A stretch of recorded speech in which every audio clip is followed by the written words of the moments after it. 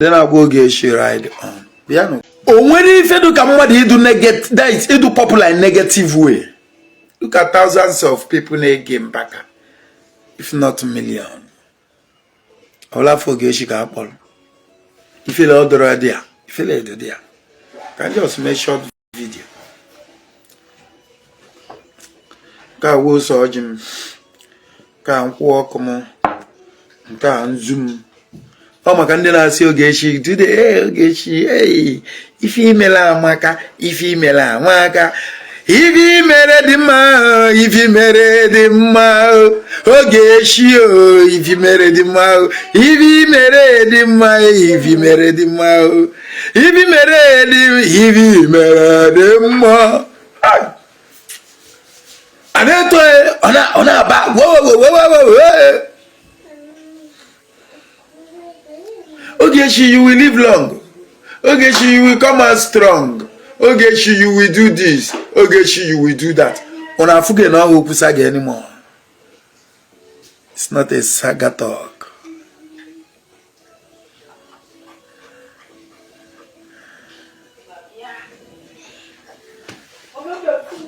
It's not a saga talk. Ogechi is a heavyweight. Yes. Heavyweight Nime Nasarawa. Nime Nasarawa. Nasarawa inside bush, Nasarawa. Heavyweight, Nime Nasarawa. Ekekero wa akpoko ngu. Ndị mbụ na ndị agara akpoko mụ. Mụ nwa ejedewe ebe ife nice. Ebe nsogbu ya ada ameti aka ebe ahụ. If I go never so we had my spirit and soul agwagom already. Apomosbo. In this last movie industry saga. We rest in peace in our day benine. And age name everything. Even they know very well that everything is in stock, in position. They never ask themselves a question. Kilo this aganda na agbaye fa. Kilo, something is wrong somewhere. Then some people were shouting, "Hi, Riak, ono sino wefunuji. Ono hapo nefa. Nego defenda na ezuzu ya. Nya. Kulu go do no down. Patient dog is the fattest bone. Ona ejesolo okwu ọnụ na si oke ka apịakasịba ndị ahụ na-eti Oriakụ that time onye ọ na-anapụsi ya before mari fe na-aga on anyị ina-afụ Oriakụ is gazetted for writing children rest in peace.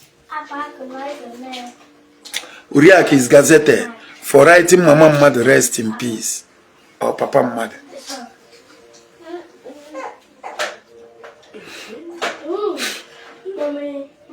That is why during that time Fiona na Abamba onwere ebe obalolumba agbali obele film ojegbalewa o ka gwokwe ni ife do mana if an agbawo tactical saga, tactical one, very very tactical. You must be a strong, you must have obiago to endure tactical saga, because not everything they do you will reciprocate. You will have mind of enduring. And now, not he who laugh first, is he who laugh last, or she who laugh last. The what? Laugh the best.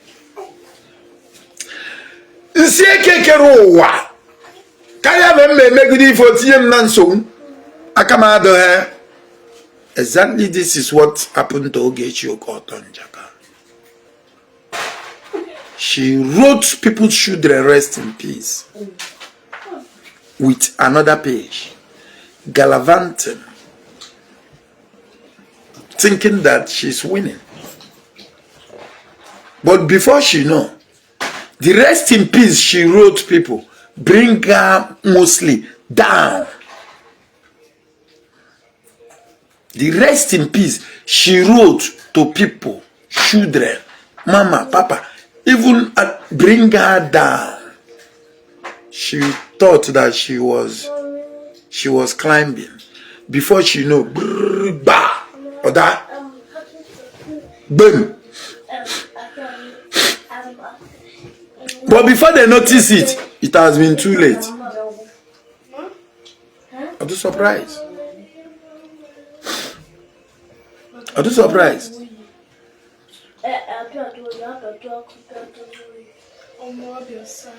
I'm too surprised.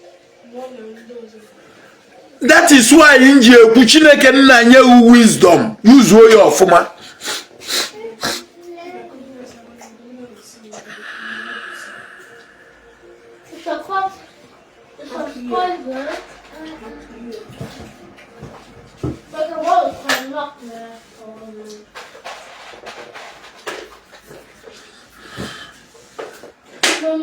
George Peter, if I see your comment again here, you will receive sense.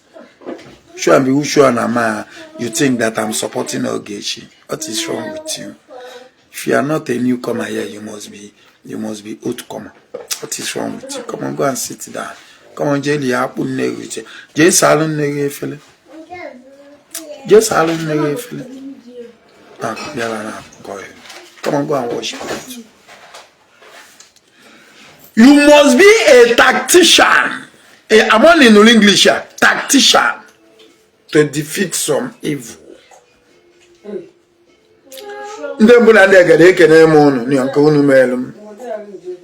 Na yokuno na kono yemem.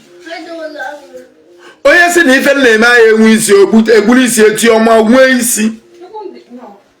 I don't walk alone.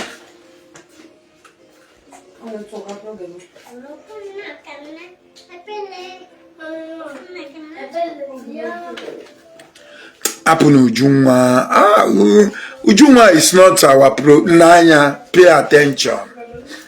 Pay attention. Ujunwa, we go do low weight. Ujunwa or heavyweight. Ujunwa or heavyweight. Kekwani fu Ujunwa no man, Apunu Ujunwa. Na yeso konu bonyo no ya kwa. This Ujunwa, the last time I went to Munchi, before, she was the reason I could be able to find a hotel where I slept that night. Because on normal I'm supposed to book a hotel. And seeing where hotel, but not what I expected. Even we found the hotel Ujunwa, nowhere to park it, nowhere to park my car. Usokwa my Chowakwa hotel also.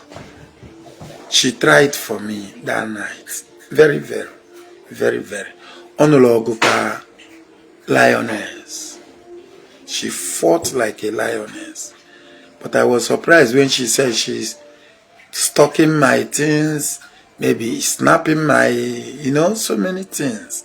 She lamented, saying that she will bring me down. So many things, and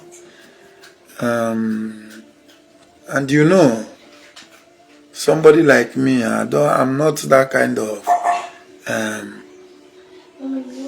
somebody. They take action on time, I take my time, I relax.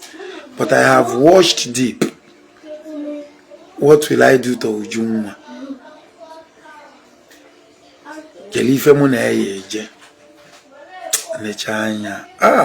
I remember the past. Forgetting that she's trying to disfigure me. She's trying to deal with me. But I'm not thinking about the dealing. She tried to deal with me. She tried to flog me. Now, that is, I'm annoying you. When I show me teach that one, Onya can just show no happy.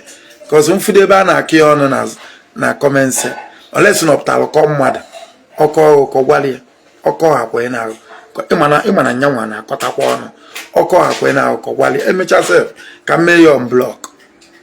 oko kogwalie oko ana kogwalie agwongo oko inewekwa edu I no talk so mana obi oko ngo mazi it's your decision mana uli ife gbasalo mo na happen here she's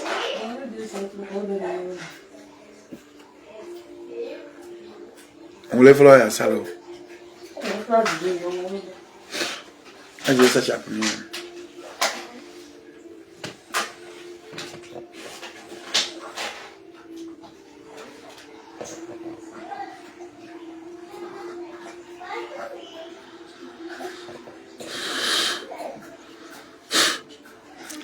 Yes, Saga Goat, listen. Saga Goat, listen. Saga Goat to Siloriak. I love her that Ujunwa insulted you because you always allow her to insult people. Listen. This is not the first time people have been insulting me here. Don't take it as if this is new. This is not a new thing. When I'm like good or we fall full. They have insulted my wife, my children, my family on this comment section. But I never blocked the person. So Ujunwa insulting me is not a crime. Ujunwa insulting you is not a crime. It's not comment section. Comment section is for everybody. The page is for everybody. So you, Saga Goat, you saying you love the way she insult everybody else in on a movie industry. You can be insulted. Nobody be anybody. Engine kuka si no ifo ide na ka onye mu ife. Ajo ni say hey ka edenu ma hey ama mi ife ede na ka onye mu ife. Mana ine cha anye ma ife. Because only mu ife yeji your brain mal ori aka na akpali ya yesterday. On a man like or insult and I will not allow people to insult me. She did not even insulted me. She never insulted me. I am the one that insult her. You know, I call it. I'm more myself a barrier. So if only no I report to authority. I'm more barrier. Yes. Won't se put up Maryam say. You know. So forget about your mumura I thought. No, I will not allow you to deal with her. Second, what are you talking again? You already say you love the way she insults me. Then allow her. Me that she insult, I say allow her to be. You know, I try to.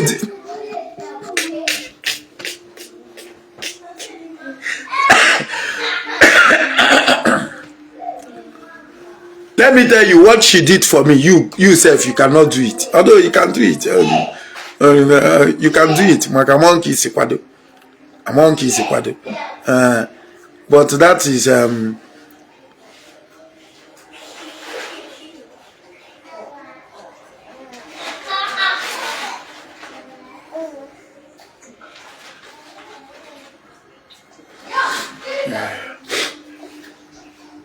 Ekekero wa kede Gozielu mu Saga Goat. Saga Goat. Gozielu mu account wa Saga Goat. Gozielu nya no delu ke odelu ogo na edife ka onye mu ife. Mana mara na ife odelu na o ma ife. Chineke na nye ya obolo ka o mara ife. Onye ahụ na amaghị ife bịara ebe a nye ya obolo o mara ife. Chineke na nye Saga Goat obolo. Maka ife odelu gosiri na o ma ife. Nye ya amamife kekere ụwa. Nye ya amamife ka o mara ife. Ke ka afa mmadụ yesi wolo Saga Goat. And the person emepe ife chọrọ ịda na aza kịta ahụ Saga Goat. Ọ na-enwekwa aṅụrị.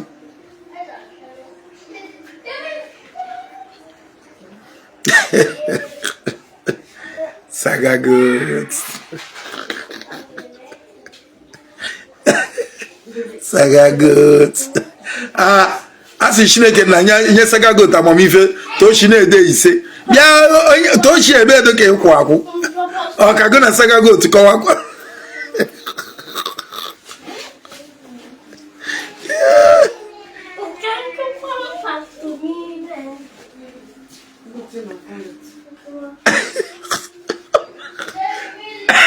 Oyene Dega. Mikolaj. Oh, Mikolaj. Ujungwa, pay attention. Ujungwa is a low weight to me. What can Ujungwa do to me now? What can Ujungwa do to me now? Even when Ujungwa was gallivanting, people know that Ujungwa cannot do anything. People know that Uju baby cannot do anything. No, just come machalia, come macha. Ujungwa macha. Hey, Jilegera. Ujunga sina maputalele ni gwende mmadụ si wanine na oburo achawo yes iho achawo na obu HIV yes iburo ife awuko no yewu onwe Uju baby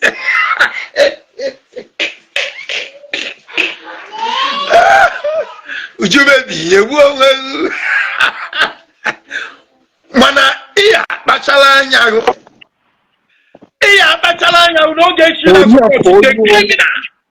Ogechi prostitute.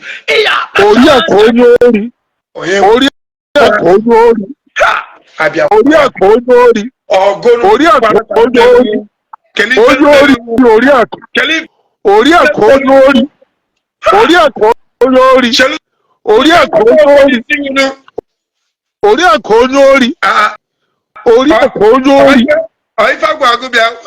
Ori akonyori. Ubara wani fagi abia na ekwu ebe. Ori akonyori. Oya chekanjo. Ori akonyori. Kanjo ajuju no. Ori akonyori. Oni show kanjo. I will remove you. Iwo ori akonyori. Kanjo no ajuju no. Okay, do. Keli fenji wulo nyori nwanne mmadu.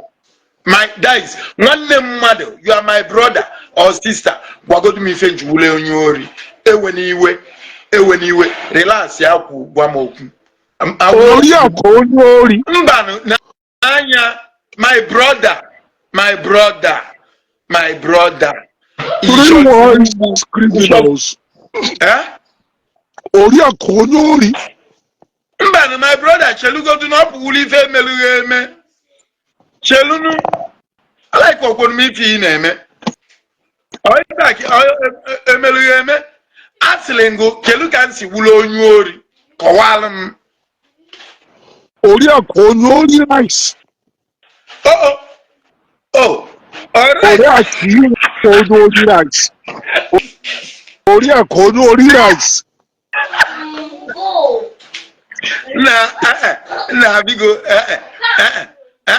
Ori akonyori nice. Ejebe rice ndo. Chineke na akpọ ọkụ. Ori akonyori. Ejebe rice ndo. Chineke na akpọ ọkụ kita. Ori akona waka nini. Ori akona waka nini. Iwe kide kunka mana. Akonyori. Ikwugide ojebe rice ndo. Chineke na Ori akona waka nini. Ori akonyori. Ori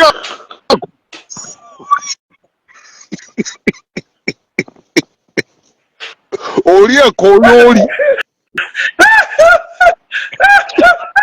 My brother, how could if I want to movie industry naga? Can't go for this you. Can't go for this you. Chineke na melu rebele. Shukudie. Ono ya fu na onye ọjọọ batalu na obi m. Onye anu igbafuona. Igbafugo. Igbafuona. Ihe ka echelu nu ka mbia tonda.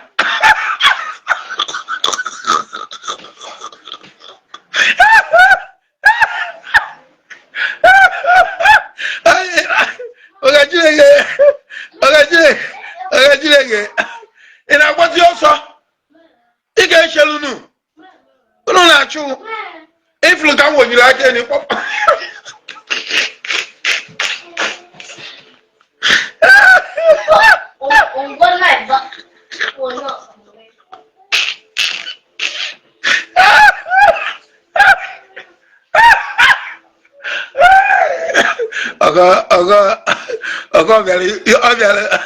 Obviously, Timonia. It is not Ogechi Okeke Njaka Bialefa.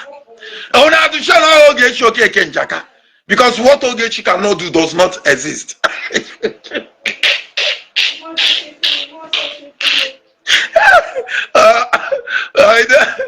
do not Akuzayon Idume. Joa. Na ana ba na theory agonyoyi ejide ko na madam unu jezienu shono sanu ya bia zo madam unu because owesu ebe madam unu na-eje akwụna anụkwa na ife fara mbaka kwu I'm coming ana ma bia ka m bie unu chaka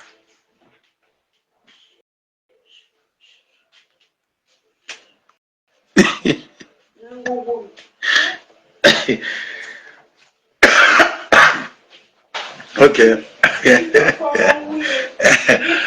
Ekekere uwe kene ngune kwa my followers zowa ha na odi mmadu abialu na page ntata ma mi fo biala icho onwe ike na owuru ndị aka na akpa ana amari aka na akpa agadogharị echena ndị ezigbo mmadụ ya mana ụmụ ekwensu everywhere ndị bụ na ndị egede zowakwo ndị be anyị onye nọ n'obi ebiakwala Ori oh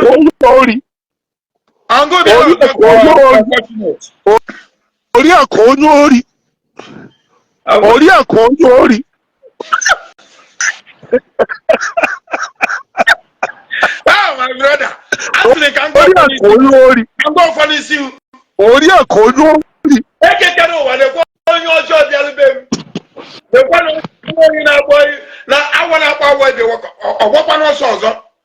Ịgbakwa n'ọsọ ọzọ.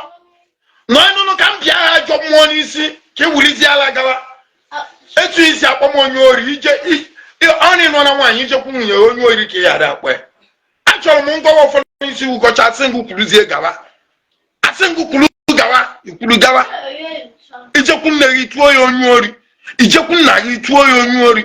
Ije ebe ị na-arụ ọrụ ịtụọ ọgaghị onye ori achụ ọrụ n'ọrụ. Achụ ọrụ n'ọrụ ijekwu nwunye gị na-etu onye oyi. Efe ụmụ gị were ụlọ amụwasịcha ha ntị na-etu ha onye oyi. Ka ọ bụrụ na ịnụghị ife, you go receive sense. If you no hear word, you go receive sense. Idiot. Who get to that time here? You people are trying to bring me down. Unu chochi fu unu ye monafro. Unu weje ku my beautiful baby. Ujumwa. Wechi use ujujuleju. Choku unu tinye nwata na confusion. Glory be to God. Uju choputa and they receive sense. Immediately Uju receive sense. Ndem buna ndegede almost no receive go sense. And say okay, map na social media. One day mother now if mpalo okay. It shall be well with you, Uju. Shall be well with you. Here for everybody. Man, he support to Ogechi also. He support to Ogechi also. If you na make support to Ogechi, pose. If you na make support to Ogechi, pose. Nda wundo jo. Ndo chanjanoko. Umu osochi egbu. Pose. Aslengo pose. In almighty Deutschland. And you are in the state, the richest state, na Germany, the richest. Okay, no. You pesele emaka ndebi na Deutschland this year bindo. How much wawa eputine bring you onwe down. Ne.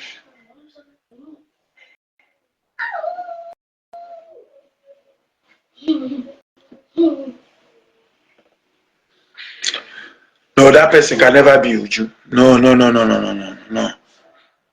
Also, game Mubwa. No. Is it No. That person cannot be Uju. No, I'm not sure. I don't sure no Uju. Onwelike wulo man, I don't sure. Onwelike wulo, but I'm not sure. It can be, but I'm not sure. But it can be. It can be. It can be. Ekekere ụwa ekenengu ndị mbụla ndị egere akpọkụ ụmụnụ ifeọma ndị n'enu ya daa na ka ntụtụrụ ọdụ n'ime a na okpu ome were ma ọdụ n'ikuku ọpụta ife ọdụ n'ime mmiri ose n'enu a sịrị na the people na-efolo m ndị mmadụ na-eso m obodo oyiwo ụnụ na obodo ahụ ya agọzi ụnụ a na-aya amụ na amụ enu ya ete ndị ilu ụnụ unyi a na-agha afọ aja asịrị m onye ji afọ anyị wee ji ije ọjọọ were eji ije ọjọọ ya eji anazelu mmiri ife ọjọọ ka ha ya dị ezu n'ụzọ ha ya ezu nke ọma mụ kwuru asịrị na ife anyị amara anyị ama anyị ife anyị amara anyị ama anyị ise ọmụ kwuru ise ọmụ kwuru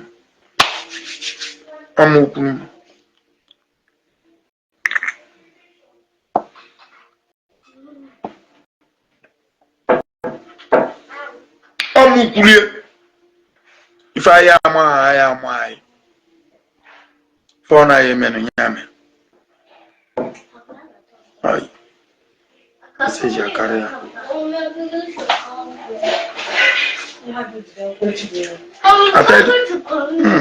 ebu ana m abịa ebu now okay ka gị na WhatsApp now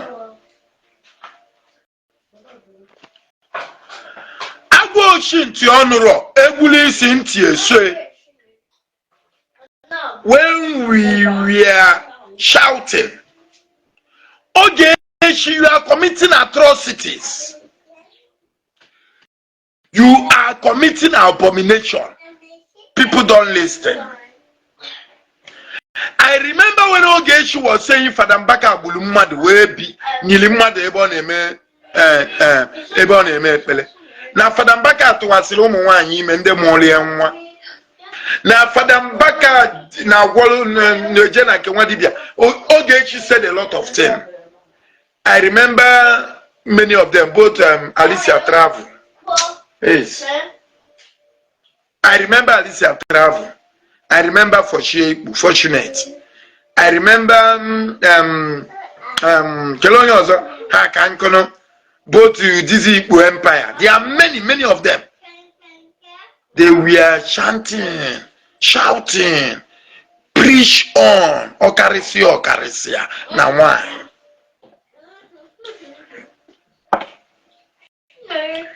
They were making a hell of noise. Preach on, Okarisia. Now why?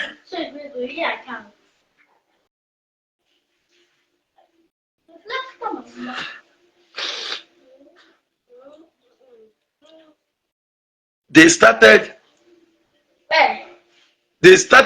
fighting Maryam justice. And then to preach on Okarisia na why. Also Zion ministry number one. After Zion ministry, nobody again. And I see a Jilinwayo or see preach on. Now Mangunwa they claim contact. Mangunwa they claim contact. Mangunwa would that the GO. Mangunwa would mommy GO. Malamalu Nambaka. Malamalu Nambaka will go to APC man. Okay, Manka. Because some Mbaka will in the mother. See to Iri Buhari. Say up good luck. Okay, man, this one. And the Buhari nye Tunubu. Mbaka Choi Po Tunubu. Onidro vice president.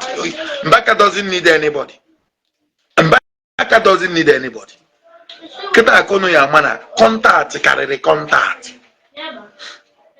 Contact pass waiting contact. And when you look at what is going on, if una now kingdom against kingdom. Kingdom against nka abrozi nwa dibia na ndoka. Kingdom against kingdom. The church and the church. Kingdom against kingdom.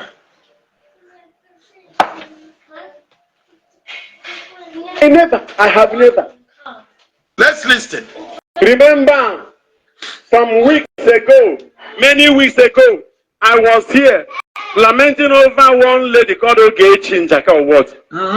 Ever blackmailing me on the social media. I don't know her. I never knew her. And this lady was able, with her human mouth, with his satanic audacity, telling the world that satanic audacity. Satanic audacity. Kita kono ya mana guys. Kita kono ya mana this na wahala idiot wa oba. No so we low weight. Also I want low weight. Obalo wahala and high profile. What did Mbaka call it? Satanic audacity. Obalo wahala and they're gonna high profile. And they watch everybody that is supporting Ebukobi. Onyo not support Ebukobi currently now. We not talk pim. Watch them. Go to every of their platform. Yanu pim. Yanu afambaka na onofa. Because everybody now is watching. Ikwu pim send the ali mbaka. Ikwu pim send the ali mbaka ije kowa. Ikwu pim send the ali mbaka ije kowa na Abuja. Nka abro na yi nwelu daddy GO. Nka abro na yi nwelu legal team. This is no matter of legal team. Legal team. This is not matter of legal team. Legal team. All those people that was gallivanting, shouting Zion is number one. Diogu said, "Me pay your platform." Otafambaka or Paliaya, Ijekowa. Because of Zion ministry. Potano zo talikwe. Iti luoni ike na ala una afọ. Putakwa na zo talikwe. We get agents everywhere. Ijemegunu, Ijekowa na Abuja. This is not ogunne na agbalonwa. Oh, nna jakwa kuku ife ikwulu ọzọ ka anyị nụ. And everything Ogechi kwuru, evidence must come out. Oh, you worked at the evidence. Ana gwunu na ndebe Ifeanyi Uba no Abuja obosia. Onti nwunye ya no ya Abuja. Kunu yejima na ndebe Ifeanyi Uba no Abuja. Una maro ndebu natala Ogechi. Una mande bu natala Ogechi. Una mande mele Ogechi jibata. Ogechi came back because of the Ifeanyi Uba she insulted.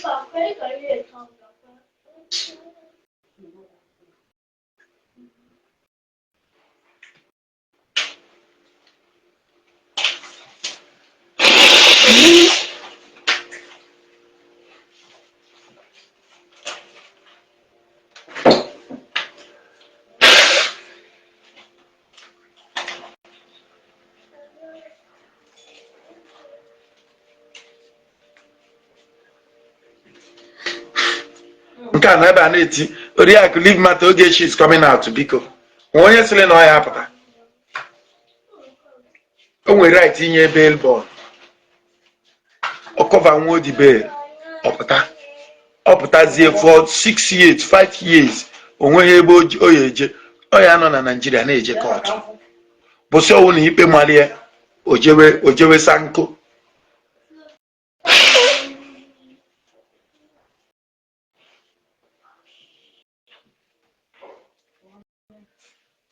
Unu bi ebe a na-ekwu leave matter Ogechi will come out. Onwere onye sile na ya apụta.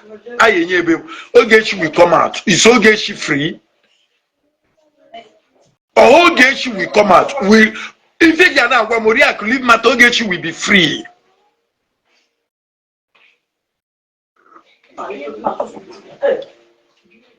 Ogechi will be released and go and she will go and see no more.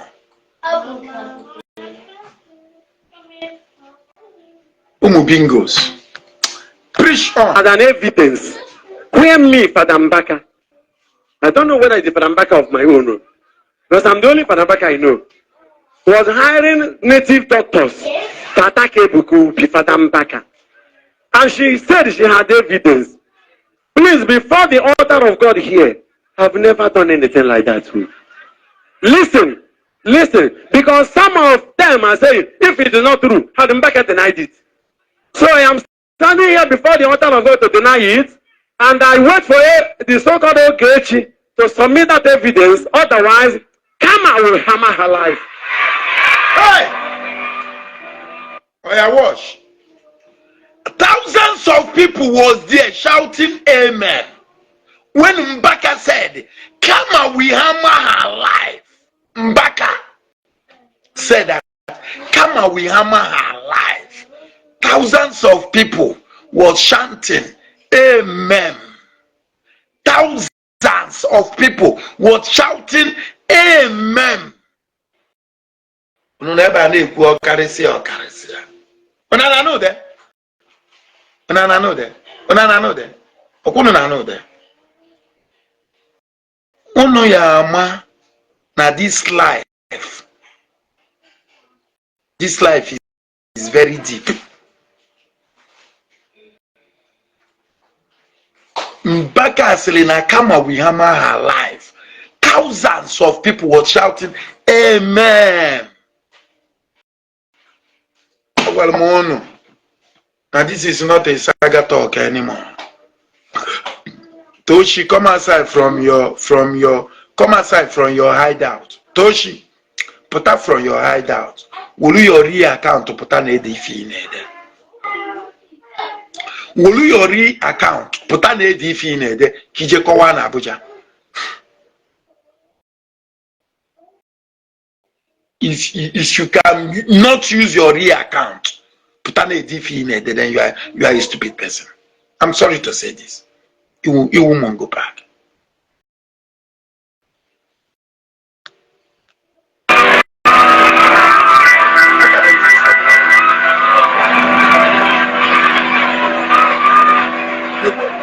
Look at how people are happy.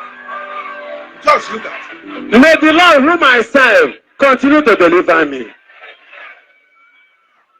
And she was talking about having children here and there. She must provide the same evidence to. It's a must. Otherwise, the name of that girl will turn to be sorry. She will be a product of lamentation. Okay. To know that I'm serving a living God. And I've asked her, don't apologize. I will forgive. Let she come out publicly and tell the world that she's maligning my image. And equally tell us who sent her. She must tell him who sent her. This is where Father Mbaka is holding her. If you can, Emma, Naya, you will apologize. Yes, I'm sorry. After apologizing, you need to tell us who sent you. You cannot say nobody sent you. Don't say that. You will rot in jail. You must tell us who sent you. Ọkụ imetu ndị Zion si nwụrụ ijele tupu n'ime nga ọ ife Ogechi na-face now, vice versa. Go and reason what I'm telling you this afternoon.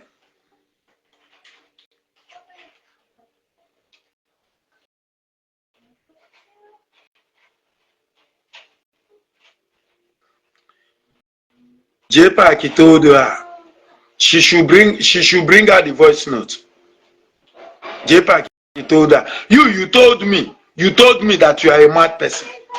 Toshi, you told me that you are a mad person. J-Pack told her, no, she had this case, Casey, Omazi. If one year and Maryam justice tila, 1 year I hate Yakani for job. What to me anywhere? She know they put hand for bad thing. Anything where you see say she put hand. Because she know they like hot people. She don't hurt people. And she don't look for trouble.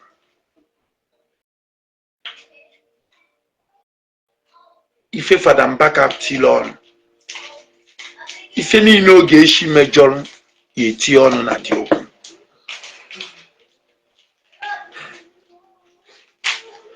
Ebele Chineke Ogechi zawa ndị mmadụ zachasịcha. Ọ zawa ndị mmadụ zawa ha zachasịcha. Mụnwa ya bịabe n'afọ ha at that time. Because mbịakwute na Abuja ebe ahụ. Mbịakwute na Abuja ebe ahụ. Agụ ya afọzie.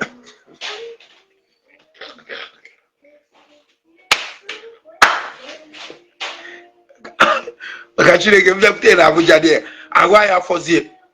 Agụ ya afọzie Ogechi Okeke Njaka. Agụ ya afọ. Mbịakwute that idiot na Abuja. Na Nasarawa precisely. Agụ ya afọzie. Mana achọrọ m ibulu my own problem bịa. Because m na-abịa na m abịa with fire. O mewe ife niile o mewelu mechasịcha. Ogechi must come to this movie industry and tell me the reason why she must write my children rest in peace. She must come to this movie industry. Ebe aka na-eche. Ebe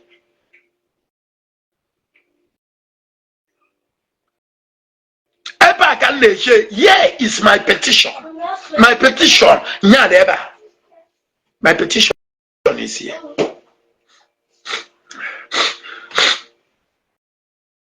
Here is my petition. I'm waiting for her. She must receive sense. I'm an small that on her watch. I'm talking to you now. She's watching me. She's watching me. What is in her mind now? So yeah, how far not ever I show email me better. I think that is you go buy for there. You go buy. You are a very wicked soul. You do evil. Very evil person. Evil personified woman. A woman without pity. Onye nechalo onye ndị mmadụ tụrụ ego. Wee onye na-anwụ anwụ a piece of garbage. Wee onye na-anwụ anwụ a piece of garbage. A piece of garbage.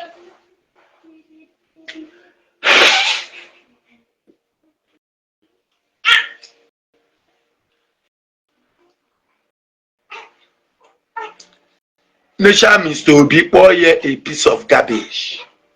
Onye nyelu millions of naira ki inelu anya. Inecha the man anya liye goye na inenu ego a piece of garbage.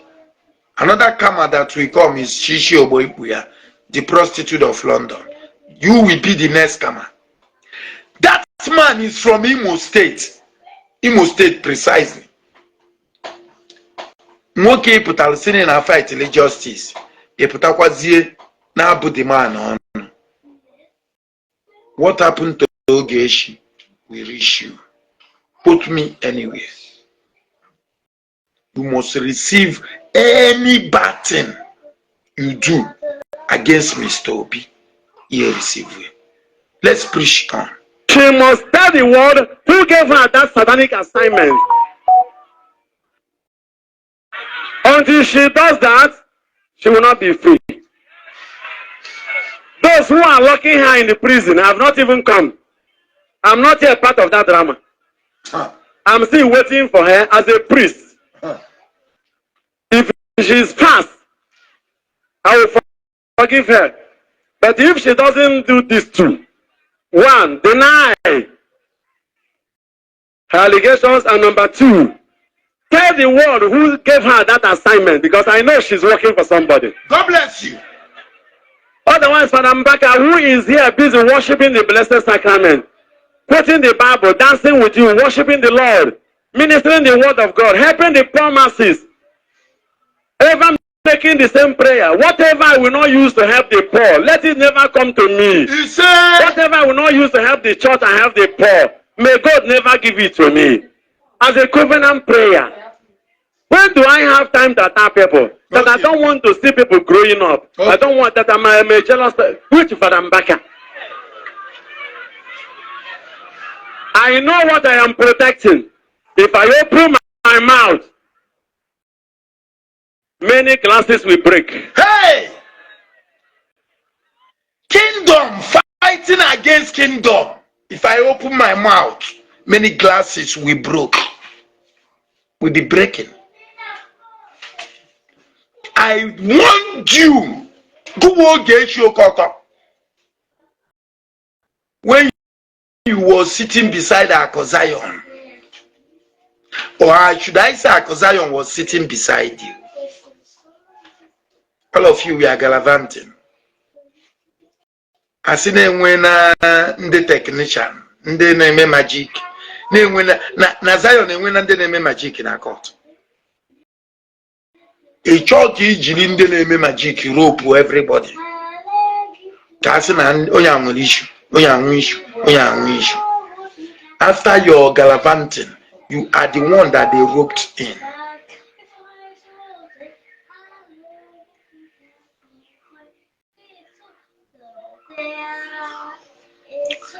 Look at how Ekperima Chicago was looking. Please, pity for me, pity for me. Nobody will pity you.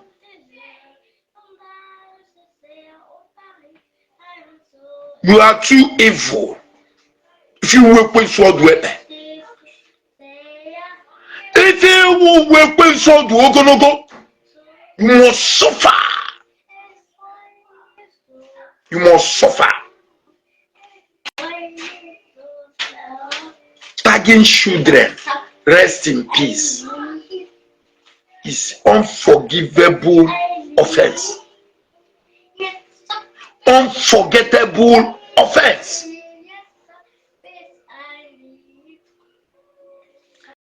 Tagging people's children, HIV, tagging people's mother, HIV, is unforgettable and unforgiving offense. You will suffer for it, you and your cohorts.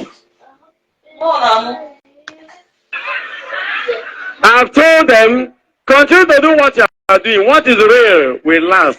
What is fake will fade. It's a matter of time. Of course. So whoever is doing anything should leave Parambaka. I am worshiping the living God. The Lord whom I am serving continually will always save me. At each stage, some people will come up. Their problem will be Parambaka. Which Mbaka? Is it because I am forgiven? Do you think I don't have legal team? He will. And I know. Is it because he has the mind of forgiveness, like Oria? Unashana this page no legal team. Unashana page no more legal team.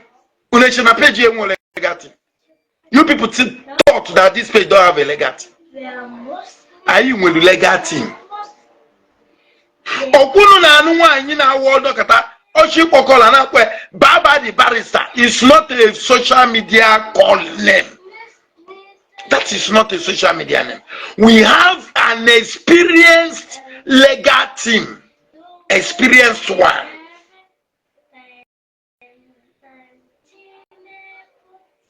We have very, very, very strong legal team at this page. That is why when we make him a model, I am a legal team everywhere. Few people think that go and turn them mad na this na my comment section. What is making you people to laugh? I don't understand what is happening. I don't understand. Because even at home, or so on the Zion, you want legal team. Okay, and one legal team. And one legal team. Two of my legal team called Ujunwa. We are watching you. Ujunwa repented overnight. Listen, it does not matter to me. Because we have been hiding our legal teams. See, just hope that's also barrister. What is going on? But for years, you people never use your teeth, your tongue to count your teeth, knowing very well that we too, this page, you have a legal team. We have a legal team. Don't think that only some people have legal team in this on this Facebook.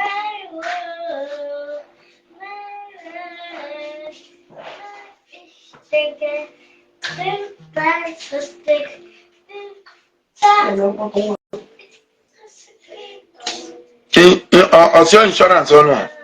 I like money. No, you hate money. Yes, I like money. You hate money. Oh, I like money. You hate money. Because I like money and you hate them. You're gonna saga for called insurance. What insured you? Insurance. What did you use to insure yourself? Insure yourself in a saga. If you are social media, you just selling the fele. Calling one at the what is wrong with you people? They will want you. What are you doing here? Only in under 18, you just selling the fele. In other insurance. Bingos everywhere. You like money. You like stone. You hate money like stone. Mba. Mbeba tielu utisha enakwo be jeli ni mo wa jenro. Anu fie be niile. I must take advice from my legal team to know how to handle some fluff here.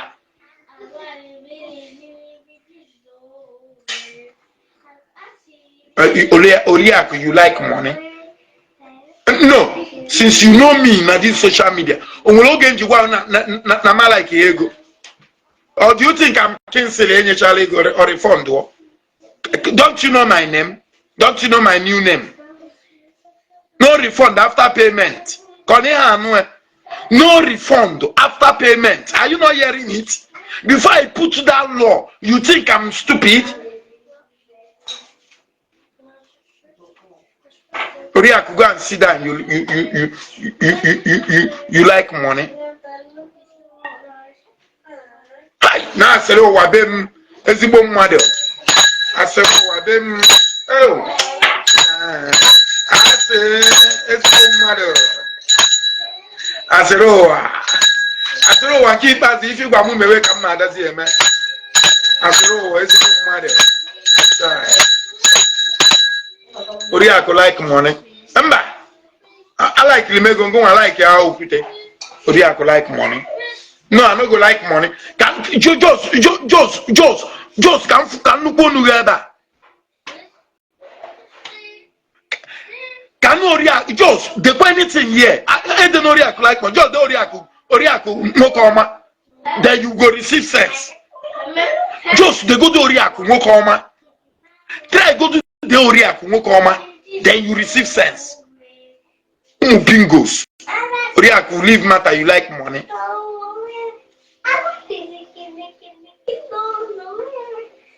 I say more. I like money. So I go deny the money. If I can't say no, I don't like money. I don't like money. You say yes. We don't catch up. Now I go dey fear to talk of money matter. You go dey fear to talk of money matter. Now more they use the page as we like. You know, say that money we like, they pursue so many people here. That money where you see me like, they pursue some ndaka gomu here. That guy follow elder, one mpruma wanyoma. Amomi fi days ofune ya mumana chineke di cheniche. Nenu mpruma nchogo 300,000 onyem. Nenu nke si no Washington ko se be kono for donkey years. Before onye 1 naira. Even the last money obele ego onyelumu. Oya kolunsi na ego anesis. E withdraw here from bank. Okanesis. Very wicked people everywhere. All these people, many of them are very wicked though. Many of them cannot even give you 1 naira. And they Oriaku, you too like money. Can you just she go to Oriaku find man. They go to Oriaku sexy. Anything you write here, I see it as an insult to me. Shinika walk.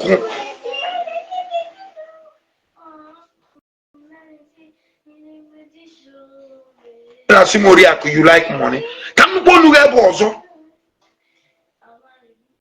If you are choosing customer. In a choosing customer. As for me, female as you what you also be able to name say kene. Maka suru was say kene. If you are not suru wa, no na watch him. Idori aku you too like money. Chile to poko.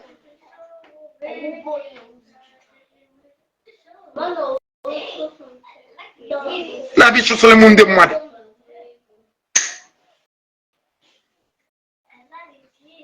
I'm why you too like money also. In a guapa. Uriaki too like money. As you know, I don't mind Vicky. I see you when we have so many news and cities here. I am with so many news and here. Please, your account detail here, Joe.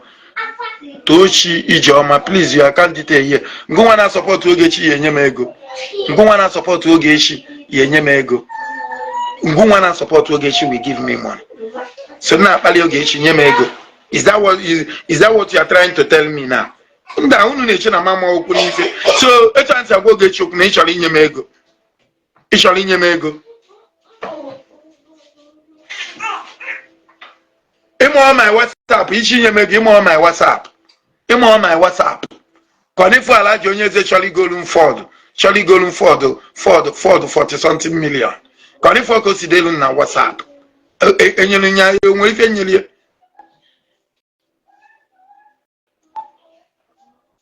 Ena Oriaku, you too like money. Let's preach on because Apu mwe flav. Is it because I am simple and decided to be forgiven and be calm and remain charitable? I don't boast, but don't touch the lion by the tail. Yes.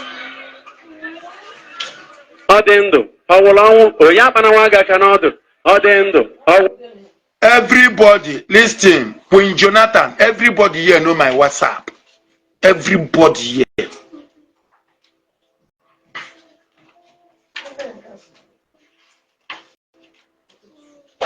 Everybody here know my WhatsApp. Wait, let me send it again. No, wait. Mona no can say I gwalenya with WhatsApp here. I boy at TDA ife or say obido name big man. I'm big on. Asnana name big man. I won't cancel it. I won't cancel it. Na na ekwu na eme. Okazi mana wotalo na enye hom. I won't ekwu eme ndi Igbo. Ekwu eme ji ego eji hom. Ekwu eme ji ego mu eji. I'm pin all the account, the WhatsApp number. Ekwu eme ji ego mu eji. So abia na ebe say ayi wago wota your WhatsApp ka itiri ego onwe yi 5 follow. Onwe yi 5 follow. I know on if I know na year oh, you have my WhatsApp. Then I don't send that me. Okay, pin go nyani chetani ji my WhatsApp. Name my WhatsApp. Write me Simon send the account. If I my account mo, you see that account. O tumbuli ifela den o chigi ifele meshi. After account no refund after payment. Pay attention. Thank you for watching. Please subscribe on this channel, share this video, drop your thoughts, keep subscribing and share this video. Thank you and God bless you.